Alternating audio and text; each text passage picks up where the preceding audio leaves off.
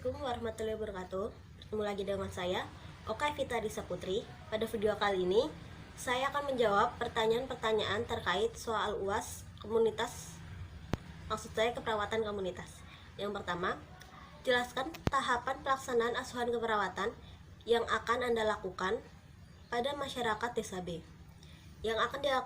Tahapan pelaksanaan yang akan dilakukan pada masyarakat di desa B, yang pertama itu pengkajian kesehatan yang bertujuan untuk mengidentifikasi kondisi masyarakat untuk mendapatkan informasi masalah kesehatan yang sedang dialami. Pengkajian keperawatan ini dilakukan dengan cara mengidentifikasi parameter kesehatan komunitas berdasarkan sumber data sensus, data statistik vital, dan identifikasi kebutuhan kesehatan yang ada pada masyarakat, di mana pengkajian ini dilakukan berdasarkan model community as partner. Yang kedua itu ada perumusan masalah kesehatan atau diagnosa keperawatan yang ditujukan untuk menetapkan sifat dan penyebab masalah kesehatan yang dialami oleh masyarakat, sehingga diagnosis keperawatan ini diartikan sebagai kesimpulan dasar masalah agar perawat dapat menentukan rencana penyelesaian masalahnya. Yang ketiga ada rencana keperawatan, yaitu rangkaian kegiatan penentuan langkah-langkah pencegahan masalah dan prioritasnya, perumusan tujuan, rencana tindakan, dan penilaian asuhan keperawatan.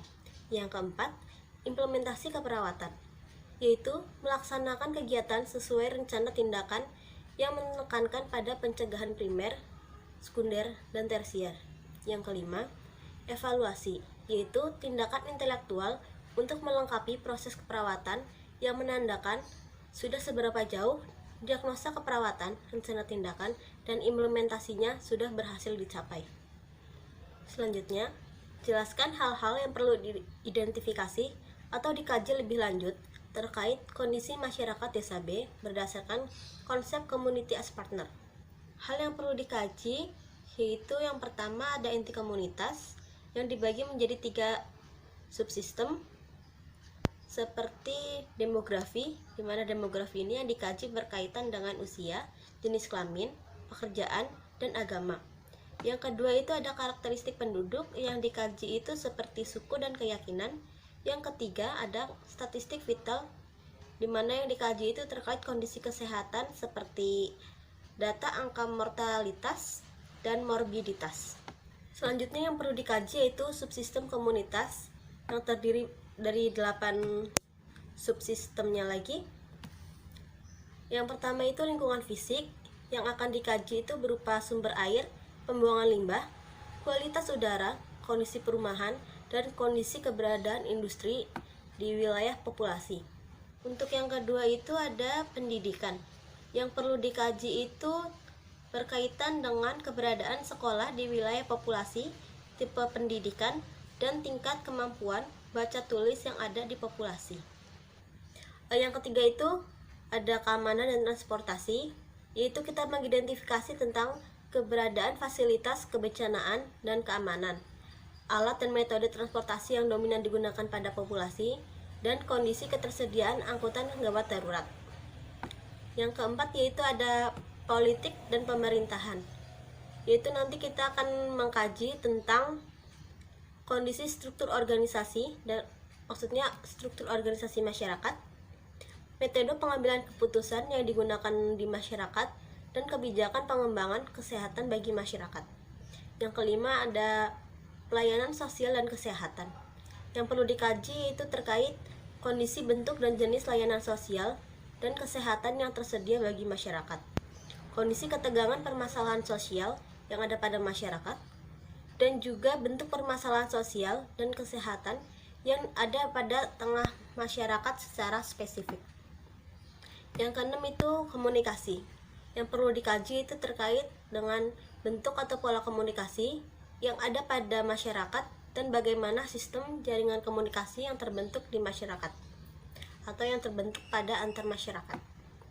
Yang ketujuh ada ekonomi, yang perlu dikaji terkait sumber daya finansial masyarakat, karakteristik pekerjaan dan kondisi finansialnya, serta kekuatan finansial pada anggota masyarakat.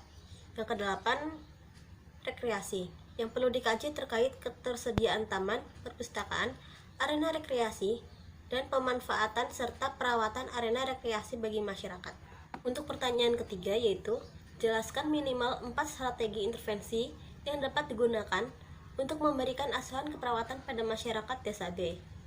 Strategi yang dapat diberikan itu berupa proses kelompok, yaitu strategi yang digunakan dengan cara melibatkan masyarakat secara aktif untuk memenuhi kebutuhan kesehatan, di mana strategi ini digunakan atau dilaksanakan dengan cara membentuk kelompok-kelompok di dalam masyarakat, dan kelompok tersebut diberdayakan secara aktif agar masyarakat memiliki kemampuan mandiri dalam menangani masalah kesehatan yang dialami.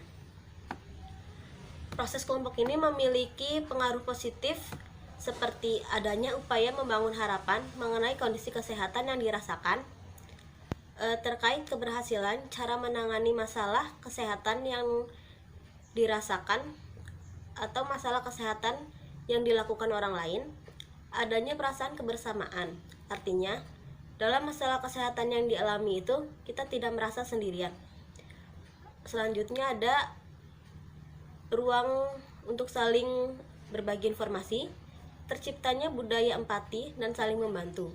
Adanya ruang untuk mengembangkan teknik sosialisasi, sehingga anggota kelompok mampu mengekspresikan perasaan secara tepat dalam upaya penyelesaian masalah kesehatan yang dirasakan. Untuk strategi yang kedua yaitu ada promosi kesehatan, di mana strategi ini dilakukan untuk pengetahuan dan kemandirian masyarakat dalam mengatasi masalah kesehatan yang dirasakan. Jadi kita itu seperti menambah wawasan masyarakat dalam menangani masalah yang dialami atau yang dirasakan. Untuk strategi yang ketiga itu ada pemberdayaan masyarakat. Pemberdayaan masyarakat ini dilakukan dengan upaya meningkatkan kontrol dalam pengambilan keputusan untuk menyelesaikan masalah kesehatan pada level individu, keluarga, komunitas, dan masyarakat. Strategi ini melibatkan masyarakat secara aktif, di mana masyarakat sebagai subjek dalam menyelesaikan masalah kesehatan yang terjadi. Untuk strategi yang keempat itu ada kemitraan, yaitu bentuk kerjasama dengan pihak terkait untuk membina, mengawasi, dan mencegah permasalahan pada komunitas atau masyarakat. Yang kelima itu ada dukungan sosial, dan yang keenam ada advokasi.